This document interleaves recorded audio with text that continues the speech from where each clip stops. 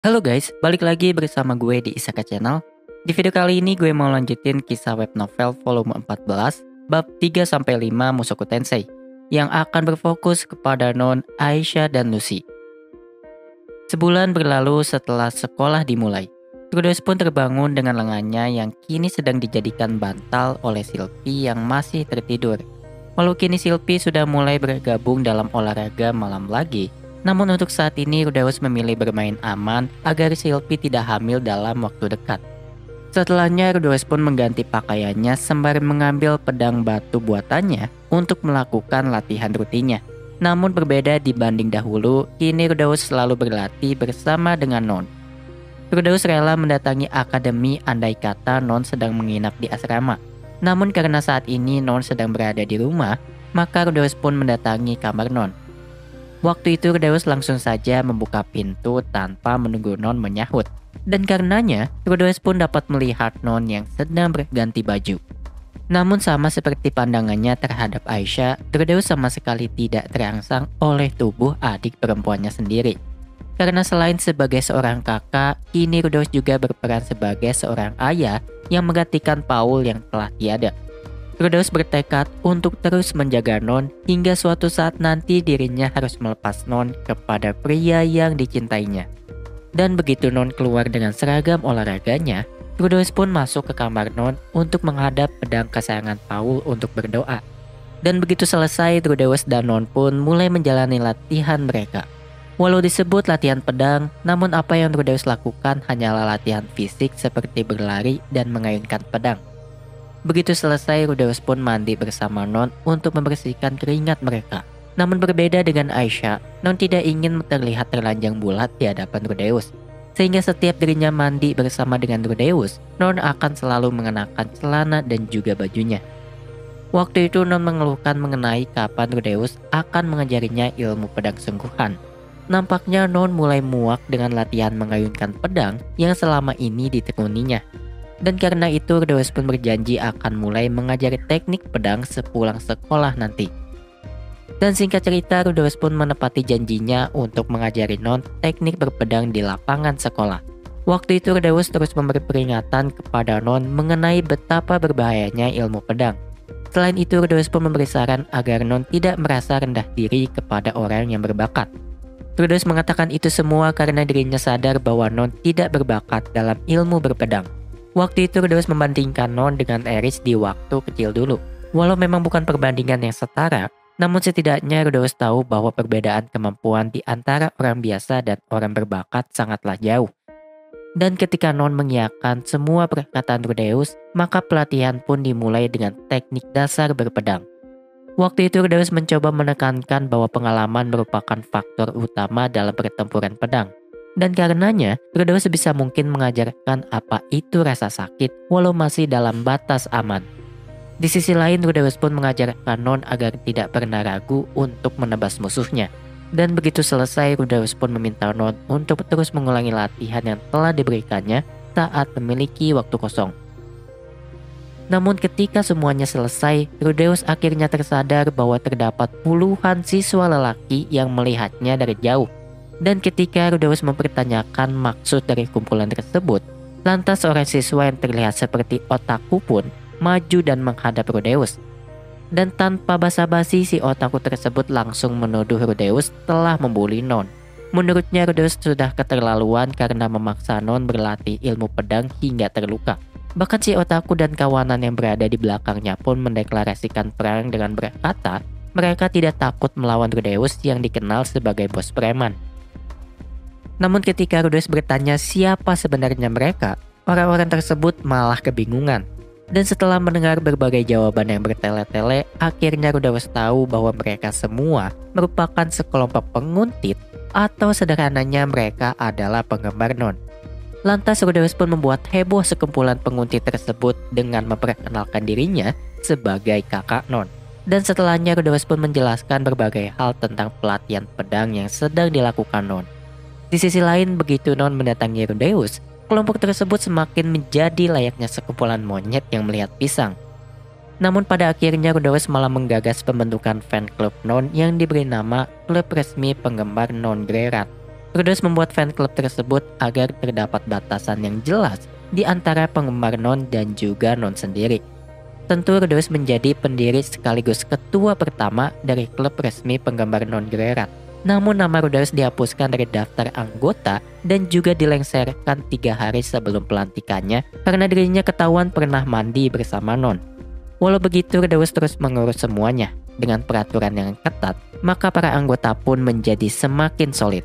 Saking solidnya, semua anggota akan berkumpul bila Trudeus memanggilnya. Dan karenanya hal tersebut menjadi salah satu rumor dari 9 rumor sekolah, yaitu Trudeus bisa mengumpulkan 30 orang dengan sekali teriak. Selain itu, entah bagaimana rumor tentang klub tersebut sampai menarik perhatian Ordo Kesatria dari Kerajaan Ranoa.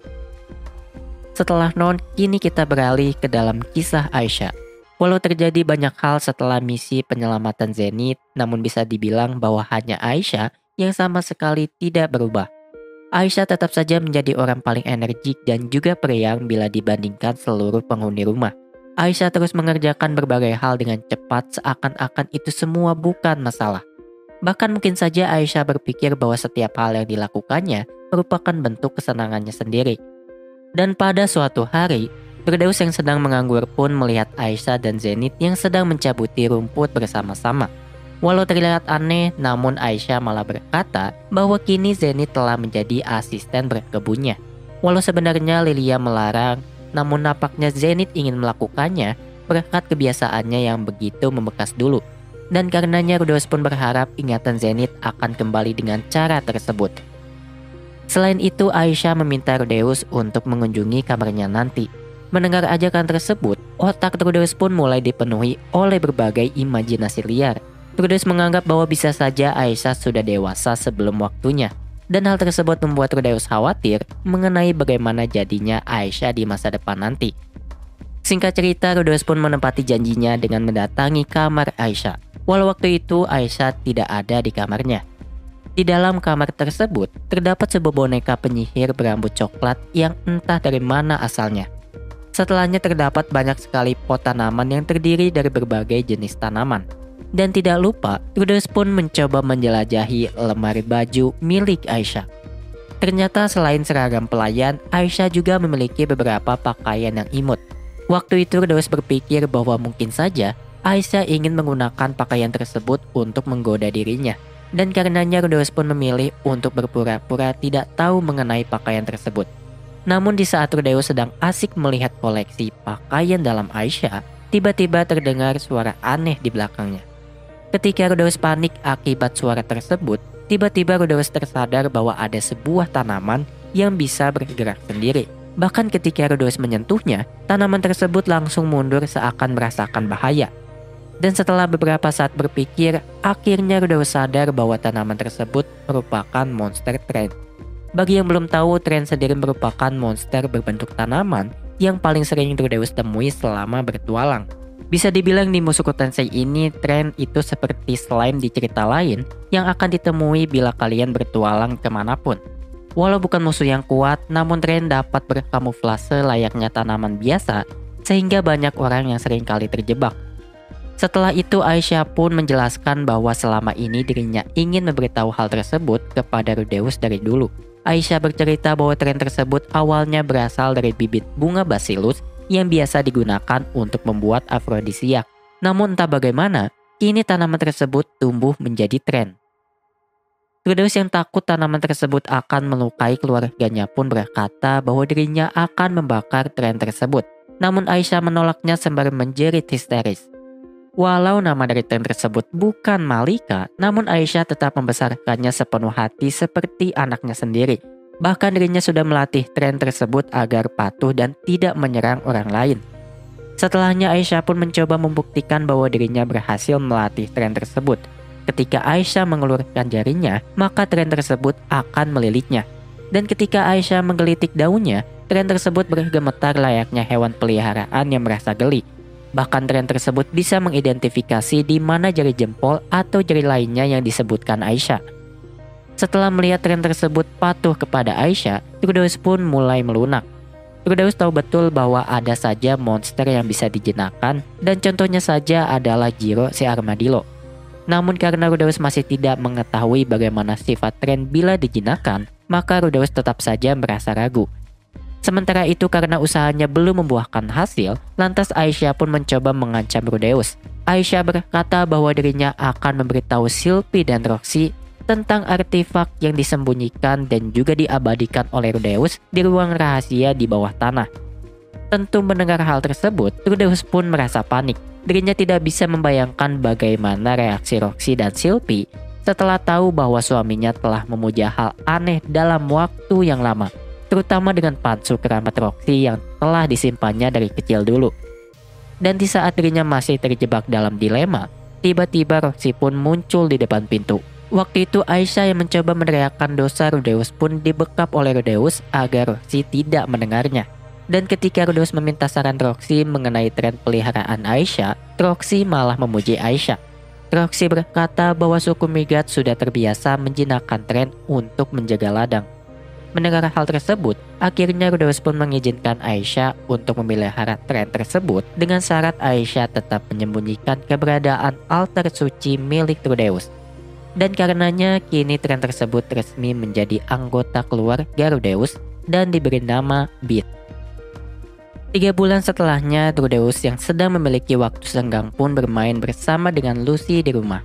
Waktu itu Rudeus sempat terpikir mengenai cara menjadi seorang ayah yang baik untuk Lucy. Dan apa yang terpikirkan oleh Rudeus adalah dirinya harus bersikap lembut namun tegas ketika anaknya berbuat salah. Dan yang terpenting dirinya harus mempertaruhkan nyawanya demi melindungi anak-anaknya. Namun dengan begitu, berarti Rudeus menganggap Paul sebagai sosok ayah yang ideal. Walau pada awalnya Paul hanyalah sobat maksiat bagi Rudeus, namun tetap saja Paul rela mengorbankan nyawa demi anaknya. Dan karena hal tersebut, Rudeus ingin menjadi seperti Paul walau dirinya tidak ingin mengakui hal tersebut. Di tengah-tengah lamunannya, tiba-tiba Lucy pun menangis sebelum akhirnya bisa tenang setelah digendong oleh Rudeus. Namun tidak lama dari sana, Susan yang bertugas merawat Lucy pun datang ke hadapan Rudeus. Waktu itu Susan berkata bahwa Rudeus tidak perlu repot-repot menggendong anaknya karena hal tersebut merupakan tugasnya sebagai pengasuh. Namun Rudeus berkata tidak apa karena bagaimanapun juga selama ini dirinya sudah banyak menyusahkan Susan.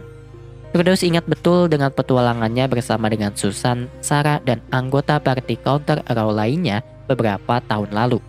Walau terjadi banyak hal yang tidak mengenakan, namun Rudeus tetap berterima kasih kepada Susan.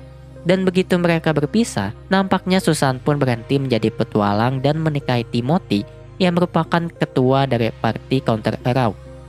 Berbicara mengenai Timothy, Susan bercerita bahwa Timothy tidak pernah ingin menggendong anaknya sendiri seperti apa yang dilakukan Rudeus saat ini. Selain itu, Timothy pun begitu terobsesi dengan anak laki-laki walau dirinya bukan seorang bangsawan. Karena seperti yang kita tahu, para bangsawan ingin memiliki anak laki-laki sebagai anak pertama mereka. Karena biasanya anak pertamalah yang akan diangkat menjadi kepala keluarga selanjutnya. Di sisi lain, kini Susan sendiri sudah memiliki 2 anak laki-laki. Walau begitu, seharusnya Susan memiliki anak ketiga yang berjenis kelamin perempuan. Namun sayangnya anak tersebut harus meninggal ketika dilahirkan. Tidak lama dari sana, tiba-tiba Zenith pun datang menghampiri Rudeus yang sedang menggendong Lucy. Walau kini Zenith sudah mulai bisa berjalan tanpa bantuan Lelia, namun Zenith masih belum bisa berbicara ataupun berekspresi. Namun entah mengapa hubungan Zenith dan Lucy tampaknya sangatlah dekat. Sebagai contoh, entah mengapa Lucy selalu tersenyum ketika didekati oleh Zenith. Walau Lucy belum bisa berbicara dan Zenith tidak bisa berbicara, namun setidaknya Rudeus tahu bahwa Lucy dan Zenith memiliki hubungan yang spesial. Mengesampingkan hal tersebut, tiba-tiba Zenith memandangi Rudeus akan ingin mengatakan sesuatu tepat sebelum Lucy menangis. Waktu itu tampaknya Lucy menangis karena dirinya sudah lapar.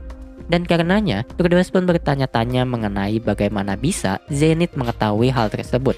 Namun pada akhirnya Rudeus pun hanya beranggapan bahwa Zenith melakukan itu karena dirinya sudah pernah menyusui bayi di masa lalu.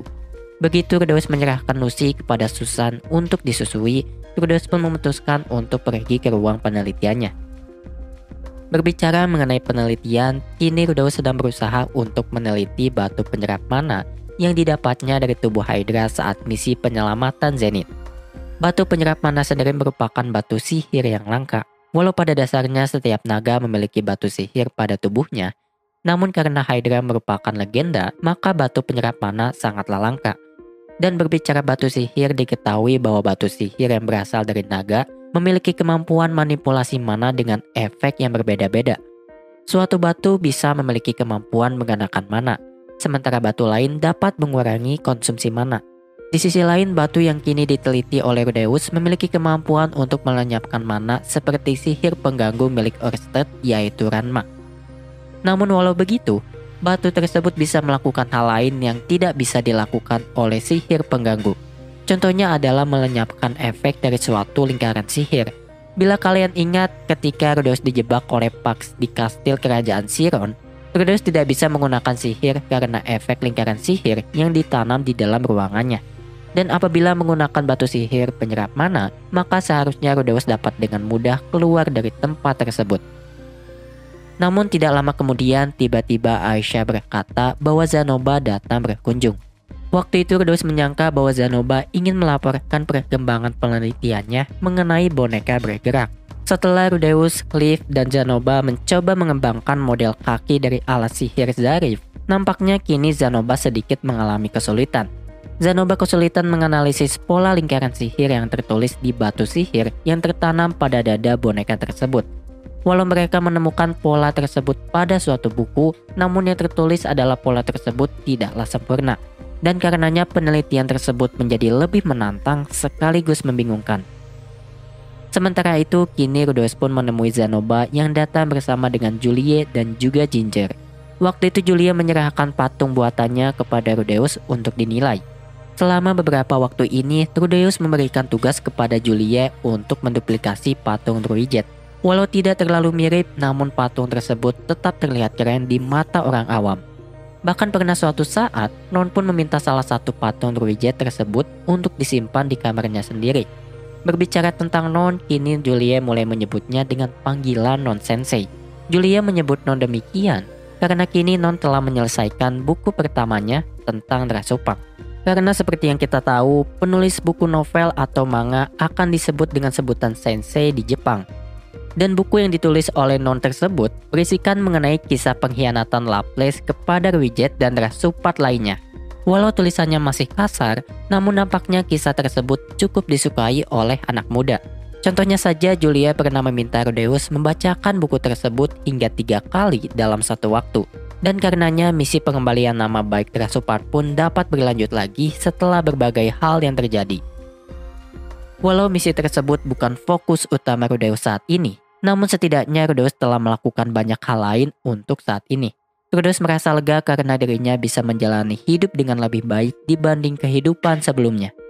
Selain itu, setelah misi penyelamatan Zenith, kini Rudeus tidak memiliki terlalu banyak beban lain. Rudeus sama sekali tidak mengalami tekanan mental apalagi finansial untuk saat ini.